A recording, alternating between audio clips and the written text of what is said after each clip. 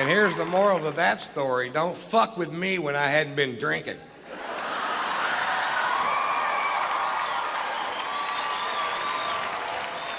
Pulitzer Prize-winning author Norman Mailer died last year at the age of 84 years old. For the last 60 years of this man's life, he drank to excess every day. He was married 6 times. He smoked pot. He stabbed his second wife. And I've never read one of his books, but I got to tell you, I'm a huge fan.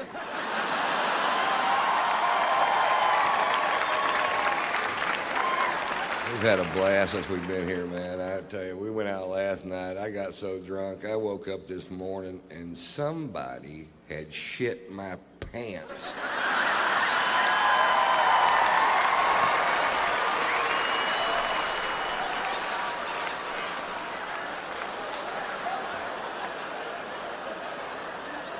I don't know who it was, but I know he eats corn.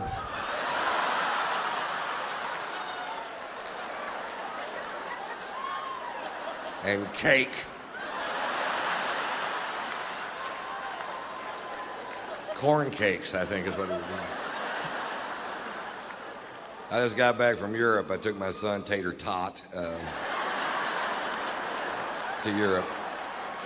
We were in Spain during the running of the bulls, but we didn't go to the event because we couldn't figure out why you would. The people that we know that live there were pitching this really hard, and they said that this event's been going on for over 500 years. And I'm like, what? Really? And they explained it to us. Apparently 540 years ago, a bunch of gay sailors in white suits with red scarves got all fucked up and turned loose the cattle and tried to, I'm paraphrasing.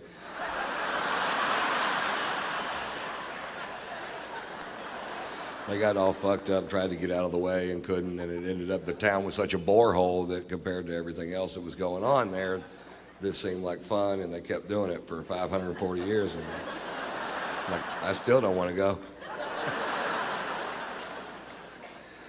And this year, 2 people died, and they said it was a huge tragedy. But I think before you call something a huge tragedy, I think you need to first determine exactly which 2 people died.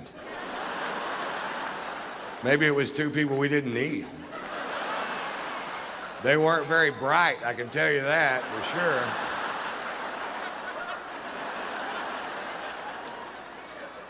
This year, a bunch of Spaniards stood up and said the event should be canceled forever because it's so dangerous. I'm like, it took you 540 fucking years. Hey, fuck that, man. Have 2 a week. Changed the name from the running of the bulls to the thinning of the herd.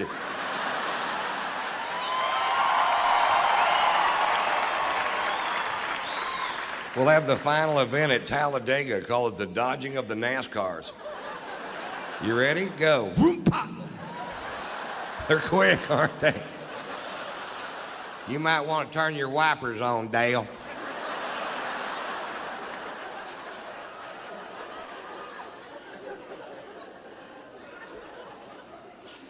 We were in London for 2 days, and I was afraid I hadn't allotted enough time to see London because it's one of my favorite cities with so much tradition and history.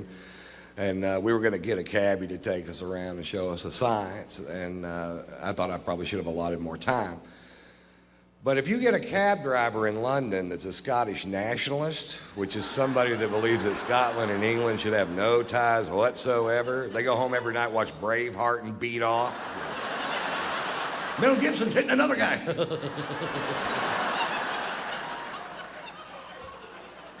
If you get a Scottish nationalist for a cab driver in London, you can see that city in about 10 minutes. I wouldn't go to Buckingham Palace if they paid me. I changed out the guards just for pussies and what it is.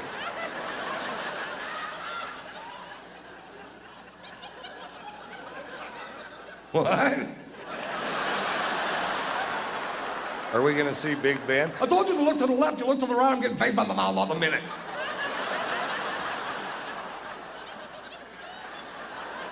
What?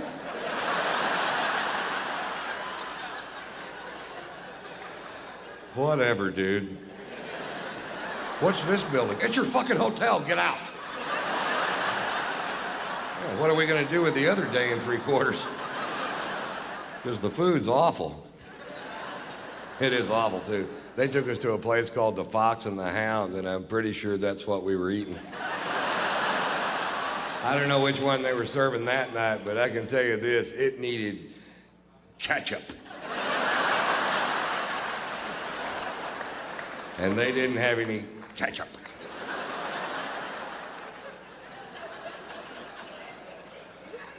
I wanted to take my son to see St. Paul's Cathedral, the second largest cathedral in the world, and it was closed because the next day was the Queen's birthday. I'm like, well, this is a church. Jesus doesn't take a day off because this woman aged. What if this were the day I wanted to give my life to Christ? It wasn't. But what if it would have been? I'd have been screwed, that's what. I have no idea what you'd ever get the Queen of England for her birthday. That's got to be a tough old broad to shop for, doesn't it? I bought my wife a breast implant for her birthday, and I've never been a big fan of plastic surgery, but I got to admit, I've had a lot of fun playing with these things. I haven't given them to her yet.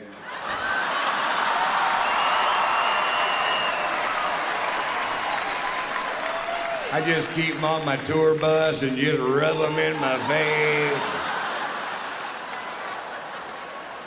I'm glad they clean up easy.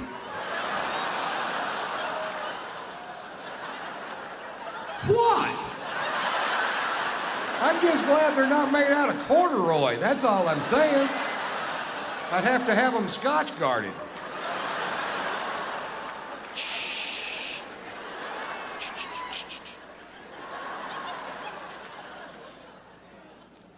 I find it a little ironic that the product that I use to keep from ruining my sofa should I spill my drink on it is actually called Scotch Guard.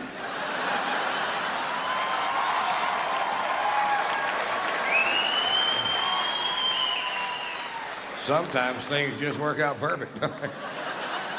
Yeah, I'm looking for a product that'll protect my sofa should I spill my scotch on it. What do you have? We've got Scotch Guard.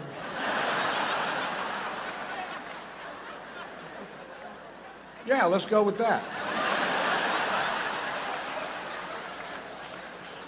Do you have Vodka Guard?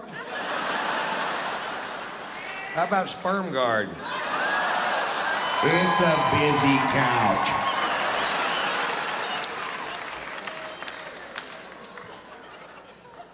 I found out when I got back from Europe that I was being sued by a paper plant. That's what the lawyers are for. I don't know if you've ever driven by a paper plant, but the byproduct of the manufacture of paper in this country is a stench so foul it will knock you to your ever-loving knees. Crown Paper in Houston, Texas is suing me because I said on stage in Houston, Texas that Crown Paper was making the town stink. Like I let some big cat out of the bag. Oh, we didn't know it stunk till you brought it up, Ron. Come to think of it, it smells like a hard-boiled egg fart in this town. Is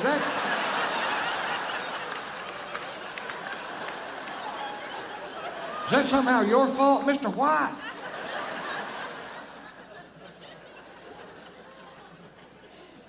The reason I brought it up, I'm from Houston, and as a child, I lived literally in the shadow of this paper plant. And as a child, I thought the whole world smelled like that. I didn't know. And the first time my family went on vacation to another city, I was amazed. I was like, what's that delicious smell? Oh, God, that smells like heaven and flowers mixed together. What is it? That's a sewer treatment facility. That's fetid shit. You should bottle that, send it to Houston. People can rub a little under their nose, walk right by that paper plant without throwing up their fucking lunch. And we found a new use for fetid shit. I think we all win.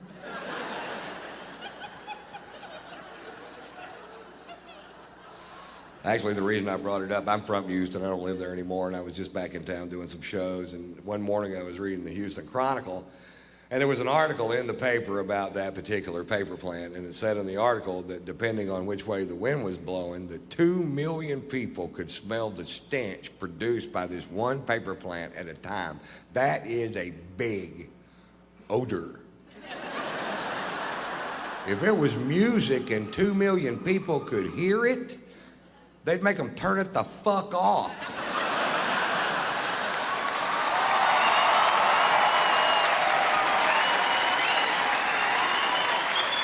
Because it's a smell, it's okay? No, it's not okay. Find a way to make paper that doesn't stink. It's not like you're trying to make catfish bait out of cabbage, goddammit. You're making paper out of wood. Paper doesn't stink, wood doesn't stink. You're doing something to make it stink. Fucking quit.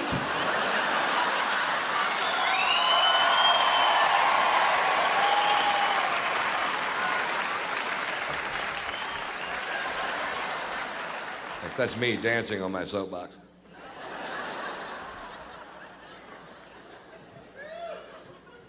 I love this country. I consider myself a patriot. I met my first wife during the Vietnam War. She was from this quaint little village outside of Phnom Penh.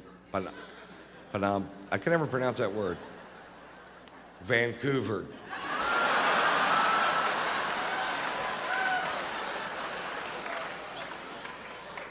It's not true. Funny, but it isn't true. I love this country. I do what I can to support our troops no matter what they've been asked to do. I don't have to agree in advance with the mission to support the young men and women who do my bidding.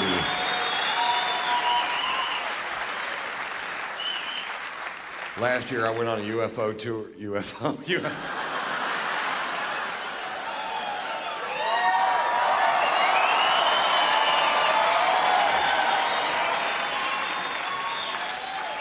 That's good, Ron. I went on a UFO tour, which not a lot of comedians are asked to do. Because the jokes translate so poorly from one planet to the next.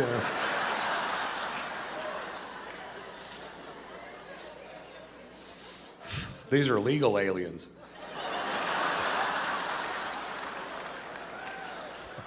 But oddly enough, they still speak Spanish.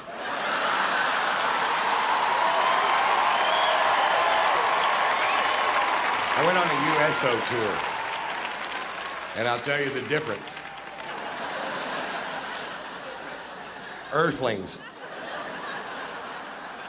I was in Germany for 10 days doing shows for troops going into and coming out of Iraq and Afghanistan, and they asked me to go to Iraq, and I was like, fuck you, man. I'm not going to that shithole. I'm 50 and fat. I'll get shot. I couldn't dodge a goddamn donut if you threw it at me.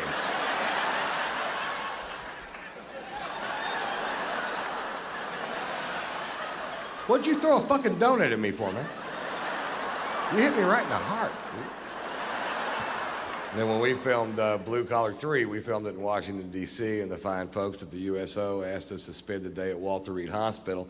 And if you go to Walter Reed Hospital, you'll see a byproduct of this war nobody likes to talk about, but they should talk about it every day, because the sacrifice these young men and women have made for this country, they can't take back, and they should be applauded and saluted and given the best medical care we can give them for the rest of their lives.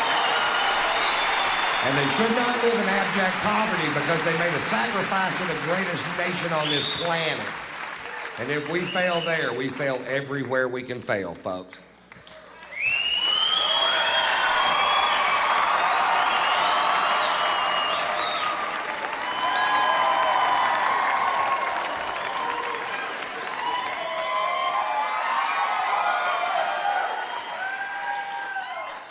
To the troops, guys. Cheers.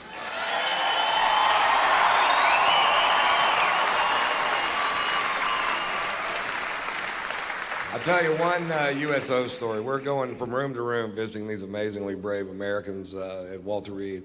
Me, Jeff Foxworthy, Bill Engvall, Larry the cable guy. We go to this kid's room, and this kid is mangled. I don't know what they'll ever do for him. The only way he could talk was to hold a finger over a hole in his throat. And he'd breathe in, and he wouldn't use a lot of words, but would he... Thanks, man. You know what I'm going to do? I'm going to start off this evening by asking you a question, because I don't know the answer. I lost my sunglasses, and yesterday I went to the Sunglass Hut. Here's the question. Why does a pair of sunglasses cost more than a 25-inch color television set?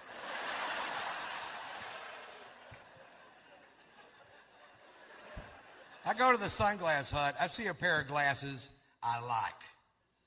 I don't love them. I don't. I like them. $309. And I asked the guy very politely, how do you sleep at night, you little prick? You know what I mean? And I was just wondering.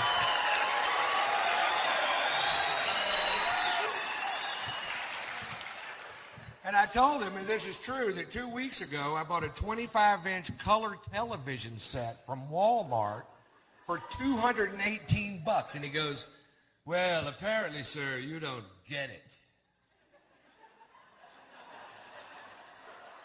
I'm listening.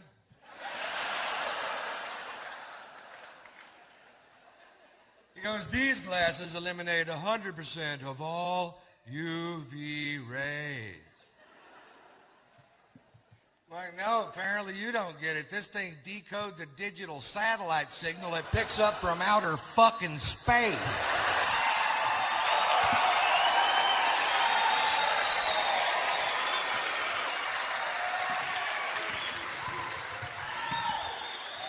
And then it turned out the glasses got basic cable, and I felt like a dickhead.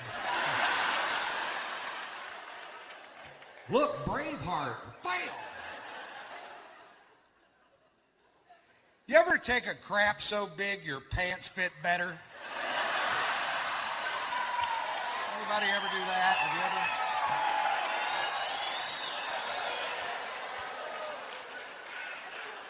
I'm hoping that happens to me later tonight because these babies don't fit anymore. I'm hoping I'm one big turd away from backing into an old wardrobe.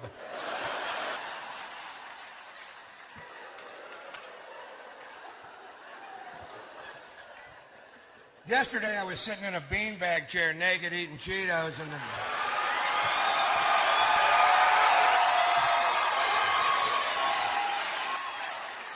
I was flipping through the television and I saw Robert Tilton. He's a televangelist from Dallas, and he was staring at me.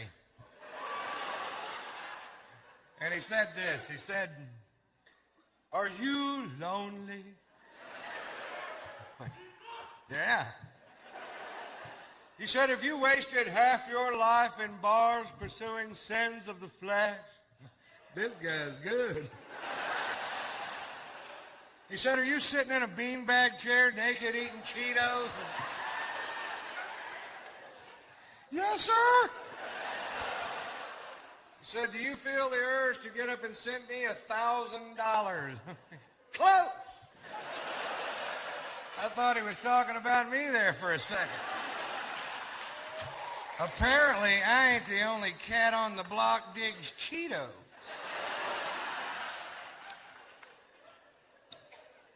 So it's great to be back in Kalamazoo at the State Theater.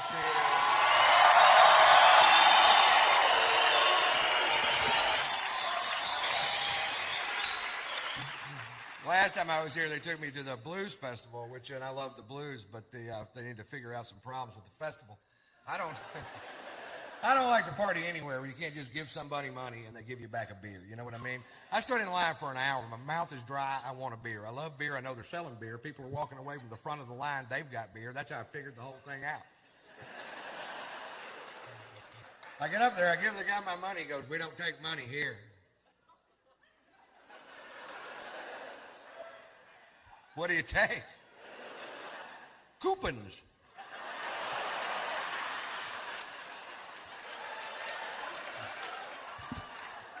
What? Coupons. Where do I get a coupon? You see that line over there? It takes forever. I stood in that line for an hour. I got to show them a driver's license, birth certificate, fill out a form. They mail that away. send me back some coupons. What are you doing, Ron? I'm waiting on UPS. There's a good chance I'll have a beer by Thursday.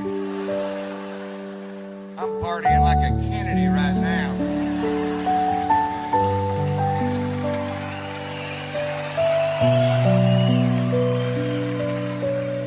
I was game too. I had $100 cash on me. I bought $100 worth of coupons. And then some guys that took me there asked me if I wanted to go to a topless club, and I didn't want to go. I just ended up going because you guys backed me up on this. You've seen one woman naked. You want to see the rest of them naked?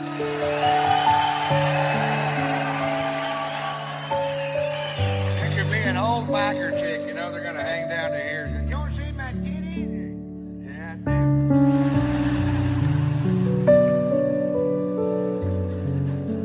All right, that's enough. Roll them back up.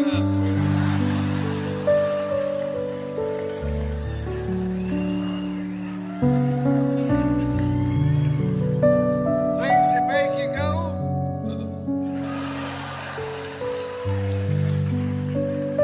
And then closing time came around and the tabs came out, and I found out the titty bar don't accept them coupons.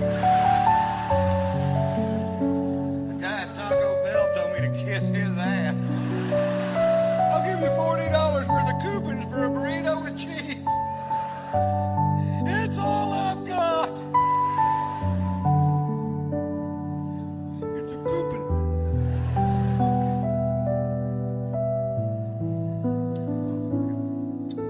So I saw something that comes close to truth in advertising. The De Beers people are almost saying what they really mean, because the old De Beers slogan was "Diamonds are forever," and they changed it to this year, "Take her breath away." The new slogan is "Diamonds render her speechless."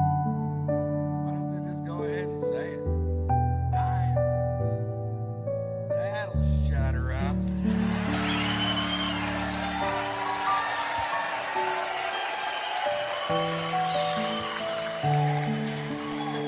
For a minute.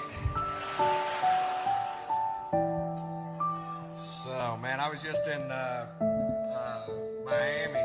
I don't know, it was a couple years ago, so I guess just would not be the word, but I was working there with Fox when Hurricane George hit the Keys. I just thought this was kind of funny. They evacuated the Keys, and everybody left except for, I've been through 2 hurricanes. I was in Hurricane Carla when I was a kid in Houston, and I was real excited during hurricane time, you know, because it's out there in the Gulf and it's dangerous, and I was like, this is cool, until shit started hitting our house. I was like, fuck this. But anyway, they evacuate the Keys, and everybody leaves except for one guy who's going to stay there and tie himself to a tree on the beach to prove a point. And the point was, he said that at 53 years of age, he was in good enough physical condition to withstand the wind and the rain from a Force 3 hurricane. All right. Let me explain something to you. It isn't that the wind is blowing. It's what the wind is blowing.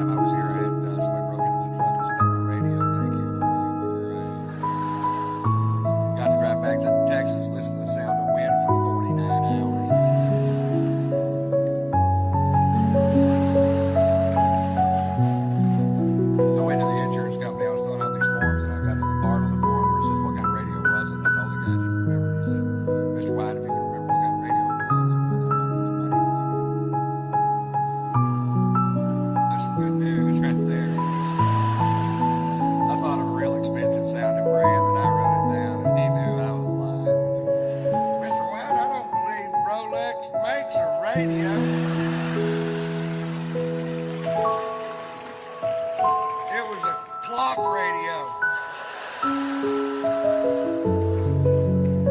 Write the check, premium boy. They love it when you call him premium boy. Next time you see your agent, call him premium boy. You'll get a chuckle.